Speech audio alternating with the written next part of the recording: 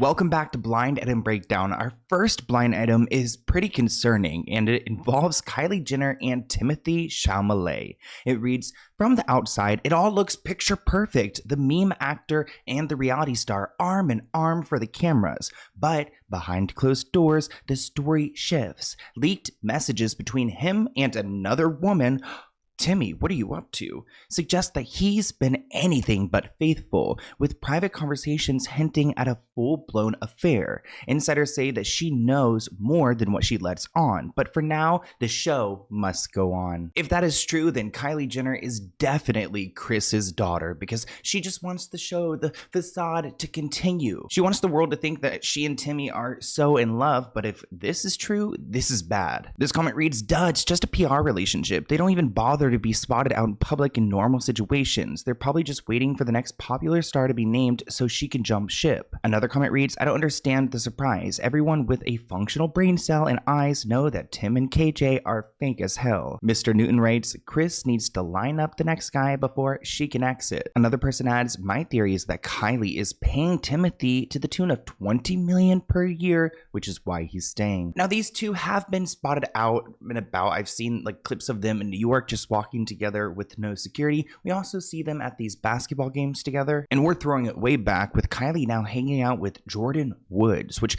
even seeing Jordan's name kind of triggers me because of that entire situation involving Khloe and Tristan. I feel like Jordyn didn't get the justice she deserved. Like, Tristan got a pass and that entire family trashed her. Like, Jordyn, girl, I did not forget what that family put you through, and I hope you didn't either. But Timothy loves sports, like, you know, every typical guy, and he's a big fan of the Knicks. Honestly, it seems like he's a fan of every sport. Now, despite rumors swirling that Kylie's man may be up to no good, which I'm not fully on board that this is true, it does seem like these two are happy, and I do see them out about. So either like maybe she's paying him and he's doing his job, he's working for that 20 million, or she probably really likes him. I think the bigger question is, how into this relationship is he? Will he succumb to the family's pressures to go and propose to her? Okay, guys, what is happening? We are just getting fed with content, like Kylie and Timothy at a park in New York after they were at the Knicks with Kendall. This cannot be real. This cannot be real. Okay, it's real. This right here is love. No, I'm sorry. This right here is the look of love. The eyes cheek out when they never lie. Okay, but in all seriousness, you guys, they've been spending so much time in New York, and I'm like, maybe they should get a place in New York because blah, blah, blah, blah, blah. But I've been talking about also they should get a place in Italy or France. Why do I have like a little accent? I'm just here living for these moments, honestly. First, it was this little date night at the Knicks game. Then it's them going into a club in Miami together. And then we got them walking the red carpet in Italy. And here she is, living it up in Turks and Caicos. And boom, back with her man. Since we're talking about our boy Timmy, let's talk about this even more concerning blind item. In an email to the meme actor, this A-list actor with a lot of issues appears to confirm the rumors from several years ago about the A-list actor driving through the streets of LA shooting stray dogs. So this blind item is about Shia LaBeouf and Timothée Chalamet. Now, you guys know we love our pets on this channel. Actually, I have a dog, Bunny. This is not her. This is a crochet that one of you guys made for me a couple years ago. I love it. I love when you guys send me things. Go back there. But people who hurt animals, those are a different kind of breed of people. I can't imagine going around and just shooting poor, stray, innocent dogs. This comment reads, "What a disgusting monster." Another person writes that animal harm is the first sign of sociopathy, and it's not like it improves with time. Another person writes, "Claiming to be a good Catholic now, he's covering for something." Now, there are articles to support this blind item. Shia LaBeouf just shared a screenshot of his private email exchange with Timothy, and it's interesting. Earlier this week, Shia faced the wrath of Timothy's fans after he was accused of throwing shade at the actor. Shia discussed how he was fired from the 2013 Broadway play Orphans after he clashed with his co-star Alec Baldwin. Shia has always been a pretty big advocate for method acting, and he slept in Central Park in preparation for this role, which shout out to the actors out there, but I always question method acting. If you're really an actor, do you really need to become that person? To me, it shows that they don't necessarily have the skills to turn it on and turn it off. And that's coming from someone who knows nothing about acting, so don't get offended, theater kids out there. I love the theater kids, but I just think it's a way for people to dismiss bad behavior. Like, he can excuse him being terrible because he's in a role. Shia said, "Man, I've been searching for a long time. I'm really like a pure actor. When I was young, I didn't think that I required much help to do what I do. I was completely narcissistic and fearful and had a lack of trust. I've been under the tutelage of a lot of dudes who tried to mentor me, but I just didn't trust them, or I didn't like what they made or whatever," Shia said. Shia insisted that me and Alec would never have had these problems now, but I was an island. He then said, "I hear Timothy get up and he says something like, 'I want to be great.' I so know the feeling. On him it's cute. On me it wasn't cute. You know what I'm saying?" Which I hate that like petty like excuse, like, "Oh, you know, when I did it, people didn't like it, but now he does it and it's cool." It's like, well, no, it's entirely like different situation. Shia, you have had problems in the past. Like, were you method acting when you beat up FKA Twigs? This was a reference to Timothy's speech that he gave at the Screen Actors Guild Awards. He said, "I know we're in the subjective business, but I'm in pursuit of greatness. People don't usually talk like this, but I want to be one of the greatest." So a lot of people interpreted Shia's comment as a swipe at Timmy. However, on Tuesday, Shia responded to the backlash, sharing a screenshot of an email exchange that he had with Timothy. He had this very long article interview. Guys, go read it if you want to. I read through it, and the one that stuck out the most to me is that he was comparing himself to Timothée Chalamet. For those who don't know, he had that speech at the SAG Awards that said, like, you know, he wants to achieve greatness and be one of the best, and I thought it was inspiring, but there's a lot of people out there who didn't like it, which I still don't understand why they had a problem with it. But then here comes Shia LaBeouf saying, well, how come he can do something like that, and when I say it, you know, it's not good. It was like, does he not remember all the allegations against him? And honestly, I use the term allegations lightly, where he's full on come out and admitted to doing the things that he's alleged to do, and just who he is as a person. It's really also even asked him if he considers himself a narcissistic or a narcissist or something like that. And it's like, I think the answer is yes. I don't know how he can compare himself to Timothy right now. Now let's talk about this email. The subject line says, "Electric. Absolutely blown away by your work the other night. Totally electric. Totally present at every turn. King of your kingdom, even if that kingdom is a miserable 4x4 prison cell. What a fantastic play. I hope you guys take it to New York," he went on to say, "and I hope this is the beginning of your work on stage and not an anomaly. Thank you, doggy. Every blessing to you. Fun watching you evolve. Take ownership. Bang, bang." So he decided to share this email along with the caption, "If you can bear to hear the truth you've spoken, twisted by caves to make your trap for fools. Timothy is doing better work than anyone alive. We've been good." Let's get into Britney Spears. This permanent A-list singer has cut drastically back on her security team because she just can't afford the staff she had before. To make up for it, she has bought several GUNs, pew-pews. Nowadays, when I look at Justin Bieber and Britney Spears' Instagram, they're almost identical. They're random posts, sometimes them, sometimes other things they've Googled. I don't know what they've been up to. It seems like they both spend a lot too. I'm just kind of like comparing them because they both seem like they're in a bad place. I mean, let's admit it. And Britney has been traveling back and forth to Mexico and seemingly spending a lot. I don't know how much she's going to make from this movie or if she's profited from it yet. She made some money from the book, but that goes quickly when you're flying private and your Mexican villa is $20,000 a night. This comment reads, "Someone needs to tell Britney that it's coming from inside the house." Another person added, "What could possibly go wrong with her firing some security?" Like I said, Britney has been recently in Mexico doing what she does best. Britney Spears has shown off her bare bottom and a see-through undies while also talking publicly about her fling with Colin Farrell. I love how nobody's safe in Britney's past. Like, you might wake up one day and get an Instagram post about you. She brings up Colin in an Instagram caption writing, "Last time I wore an actual nightgown out was a La Perla nightgown at the premiere with Colin Farrell. I wonder why the conservatorship had me wear 3 layers of tights for 20 years. Which, that's really uncomfortable and weird. Like, why do you have to wear like 3 layers of tights?" In Britney's book, she spoke about sleeping with Colin 2 weeks after she broke up with Justin. She wrote that brawl is the only word for it. We were all over each other, grappling and so passionately. It was like we were in a street fight. Wait, she's talking about the time that she and that guy hooked up? That is crazy. It's like they were in a street fight in bed?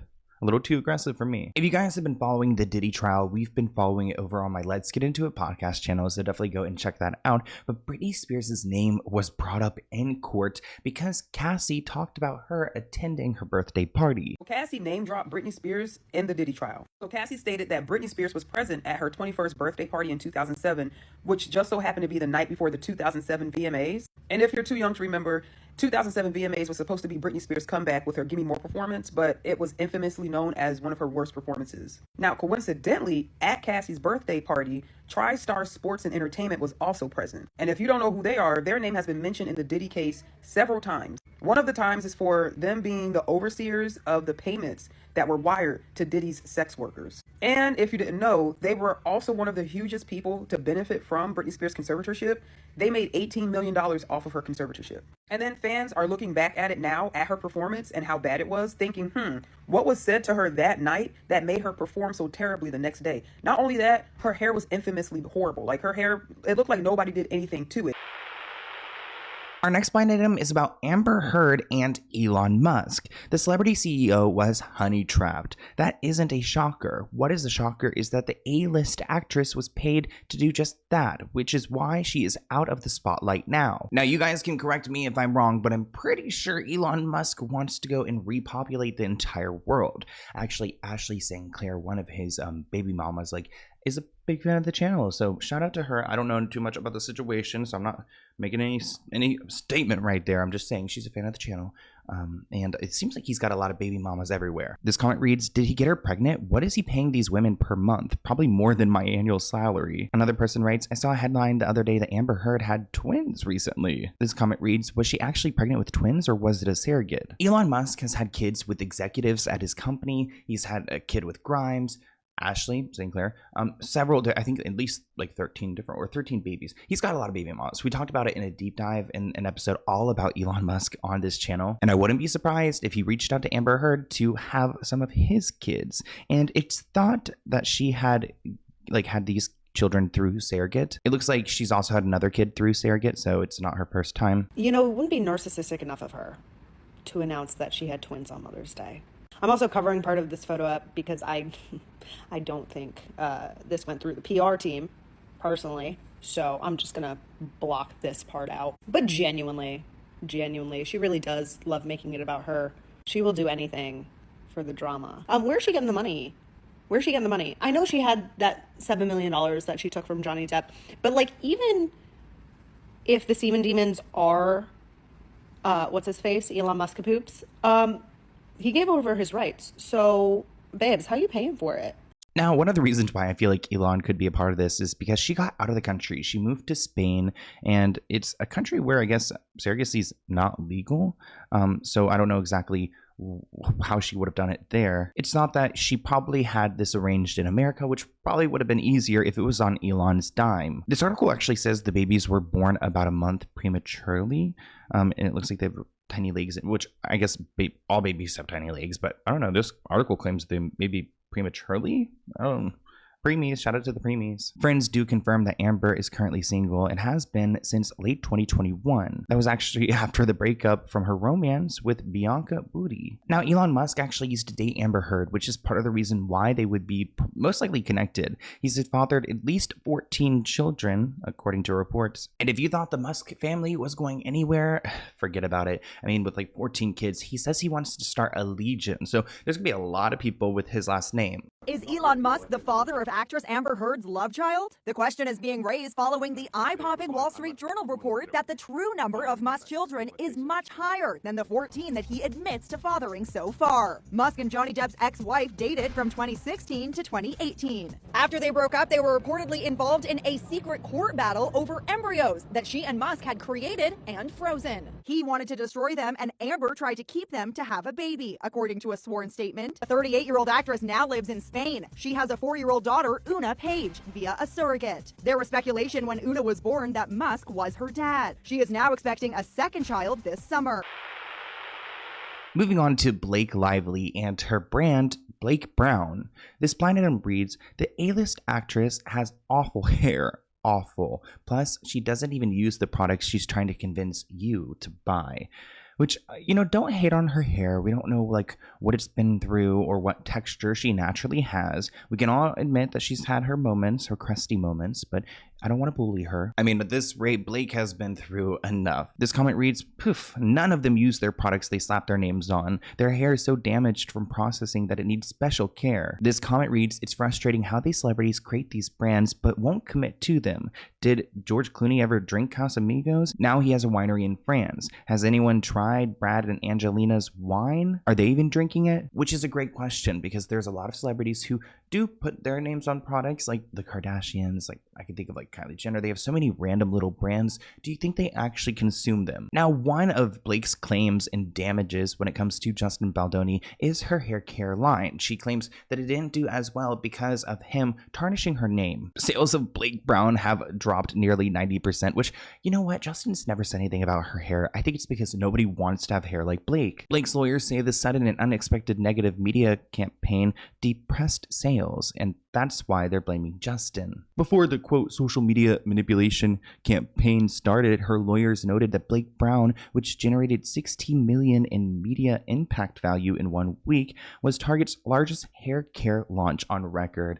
Well, Target fumbled the bag with that one. Now, I do think Blake is putting too much weight on the "it ends with us" drama for why her hair care isn't doing well. I mean, I think at the end of the day, like if anyone puts out a good product, like a truly good product, it will be successful. And I know that's not for everyone, but especially someone at Blake's level. If it was good hair care, people would buy it. The first thing I noticed about these shampoos is that the packaging doesn't look nearly as beautiful in person as it does in their marketing images. Like, I don't know if it's just me, but this translates very different in person than it does up here. I also noticed that while this brand uses being sulfate-free as a main selling point, the main cleansers in both of these shampoos is something that, like sulfates, is known for its effective cleansing ability. A lot of brands will use this to be able to make those sulfate-free claims, which I just find to be really annoying, because effective cleansing is essential for the health of our scalp, so it really frustrates me when brands demonize ingredients that do that. The Fundamental Strengthening Shampoo claims to strengthen hair through the use of plant proteins, but I really question the ability of ingredients like that to truly strengthen our hair. My hair felt a little rough after using it, but I was able to easily fix that with conditioner, so my only major complaint is the smell. It's just really mature enough for me. But my hair actually ended up looking pretty greasy just 2 days after using it, so it just didn't work for me personally. So I think that these are good enough, but not to the point of me wanting to replace any of my favorite shampoos with that. It doesn't feel heavy, but it does feel dry and stiff, and the smell's just also not nearly as good as I was hoping. By itself, this is just not conditioning enough for me. It made my hair a little stiff and dry. It definitely made it a lot more tangly, and compared to my favorites, it just doesn't make my hair feel nearly as nice. So I will not be keeping this in my collection either.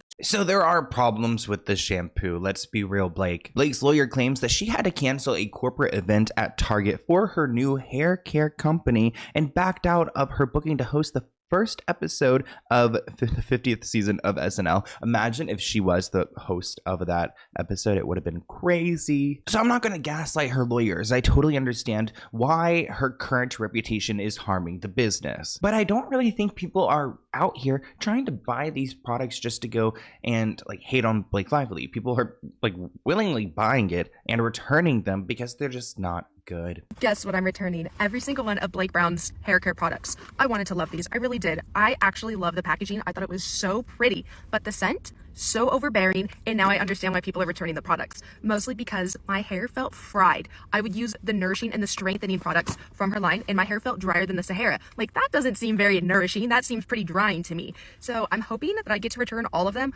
I've only used these products like 1 or 2 times, and like this one is still unopened. So I'm hoping that they let me return them. It's not worth it. I'm returning every single one of her products because none of them are good. And I think all of her products in total were like $160 or $180, and that is absolutely insane. Before we get to our next blind item, I want to announce that the Sloan Let's Get Into It sweatshirts are on sale at SloanHooks.com. Thank you guys so much to everyone who got a blind item breakdown hat. It means so much to me. And shout out to that person who emailed me a picture that they got engaged while wearing the hat. I think we sold a little over 100 of them, so it's so special that you guys out there have those, and we're all like, you know, twinning. And this sweatshirt will be on sale for about a month, I think. This one was only on sale for a couple of weeks, so we just do limited drops, you know what I mean? But I love this sweatshirt. It's like what is it called, threaded, embroidered with the design that I created. I feel like it's very chic. You still get the idea of like what I do. I also have this embroidered, let me show myself,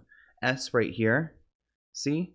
Super cute. And I've been wearing this all the time, as you guys can see in my videos. I want to make sure that it was good quality before I actually went to sell it. I do want to note that you probably want to size up whenever you get one, just because like I picked a comfier material on the inside. Like it's so comfortable because I wanted to have it better quality, and you have to size up for that, which who cares. I am currently wearing a medium because I like mine a little bit tighter, but I have a large too, and I wear both of those. So thank you guys to anyone who wants to support. I appreciate it.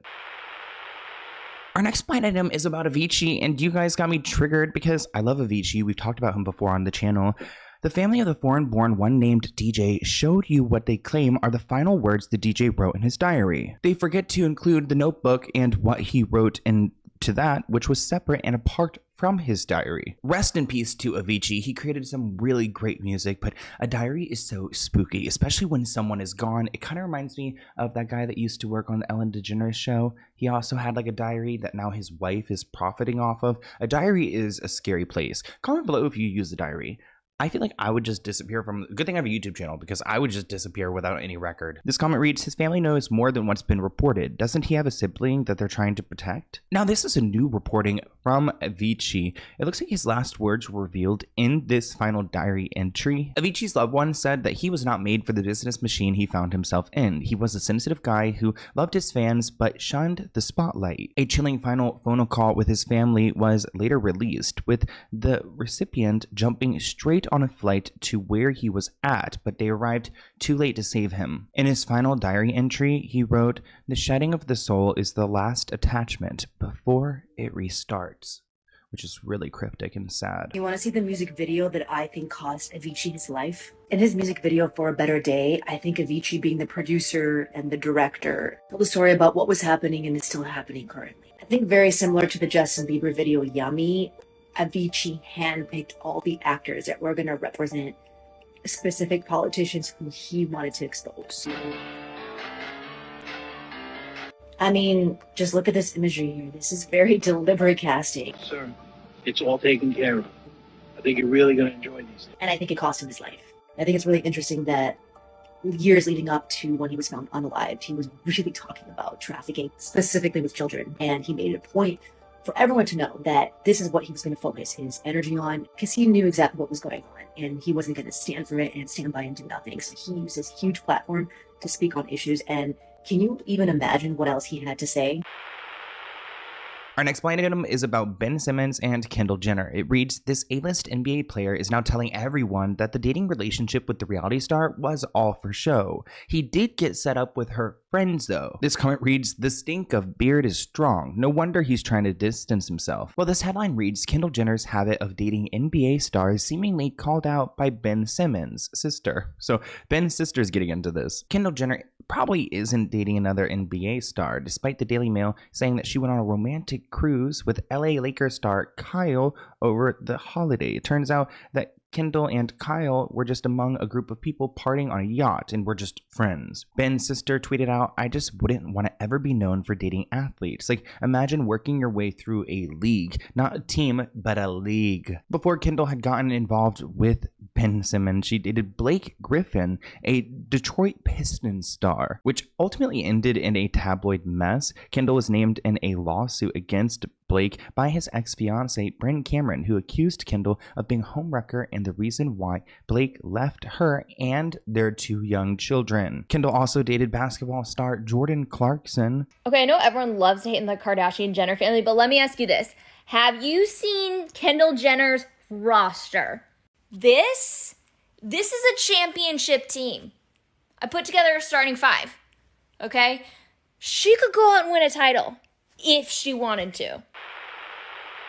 Our next blind item is about Chris Brown. It reads, a member of the team of this serial harmer, the singer, told the singer that he would be fine to travel to the UK. He lied. He is living with one of the singer's victims and did it for her. So they're alleging that Chris Brown going to the UK wasn't his, like, it wasn't fully, I guess, I mean, it's all his fault, but his team kind of set him up because he was already wanted there. So they sent him over there and he was arrested, which honestly, good for his team if they had done that, because with all these Diddy enablers, it's good to see someone do some good. This comment reads, it's amazing that Chris Brown hasn't killed anyone yet. Steve replied, that we know of. Another person writes that Chris Brown is really screwed. I heard that England approved of his visa just so they could get him there on their soil to arrest him. They also denied him bail, so he'll be in jail until mid-June at least. Now, if you weren't aware, Chris Brown was recently arrested in London over a club attack that happened like last year, but now that he's back there, they're finally getting him. He really harmed someone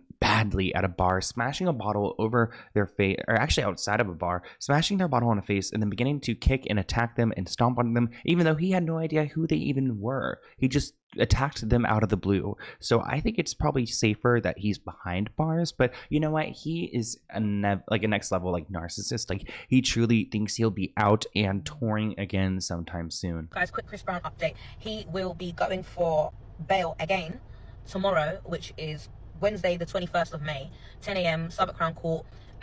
He won't be appearing in person. It will be one of them video link things. Apparently, allegedly, it's going to be good news for him. I don't know how anyone would know that, but this is what the streets are saying. This is what the streets are saying, yeah? So, yeah, it's looking like the tour will be going ahead. And that's all I've got at the moment. That's what they're saying. Inside sources are saying that the tour is not cancelled. So that's what we're running with at the moment until we know more. That is it for Blind Item Breakdown. Thank you guys for tuning into this episode. Let's go through some of our blind items that we talked about again. I mean, I think if Timothy is cheating on Kylie, I mean, it's almost, is it his loss? I don't know. It's just going to be so bad because we know what the Kardashian Jenners do to men that they are done with, and he will be thrown into the gutter. We also talked about Amber Heard and her twins. I hope that they're healthy and happy. They are preemie, but they will be even happier when they realize that they're, I guess their father's a billionaire. Also, at that point, when you have like 14 children and you have that estate, like, are they all going to be split equally? That's going to be a tough battle. Blake's hair care, I would not put in my hair because my hair is already dry and I am not trying to make it worse. The Avichi stuff has me so spooked. And then, of course, Kendall Jenner. I'm so tired of talking about her dating history because it's always a roller coaster. Or more like a, basketball game. But I hope you guys enjoyed this video. Let's go ahead and end with the P.O. Box package item because I have been needing to open these. You guys send me packages to my P.O. Box and I open them at the end of videos. This is from Bougie Boutique. So let's go ahead and see what they had sent to me. Okay. Hi, Sloan. I hope you're doing well. Your content's always engaging, insightful, and incredibly well thought out. I appreciate how you make complex topics accessible and entertaining. Thank you. My small business is Bougie Boutique, and they offer designer handbags and shoes and things like that at 90% off retail. As a token of appreciation, I'm continuing the free promo for your fans. Anyone referred to you will receive a complimentary Cartier bracelet. Oh, thank you, the Bougie Boutique, and it looks like it's linktree.com/the Bougie Boutique. Now let's go ahead and see what they sent to me. I think that you guys have sent to me before, like a bag or something. Oh my gosh, look, we've got like this, like, I think this is it a passport? Oh, this is really cute. Oh, I'm actually going, wow. I'm actually going to Hawaii very soon, so this would be really cute. I don't need my passport for Hawaii, but whenever I travel somewhere else, that would be really good for my passport because it's just like naked right now. We've got this. Oh my gosh, is this a scarf? I love this. Oh my gosh, look at this scarf. Wow. I like never wear a scarf, but this is really nice. Like this with a nice little like, like a t-shirt and like a leather jacket or something. Wow, making me, I do look bougie now. Thank you. And it looks like they also sent me this bag, which you guys send me the wildest things. Wow. It's like you put it around your waist or something. I think it's around your waist, right? Yeah, you don't put it around your arm.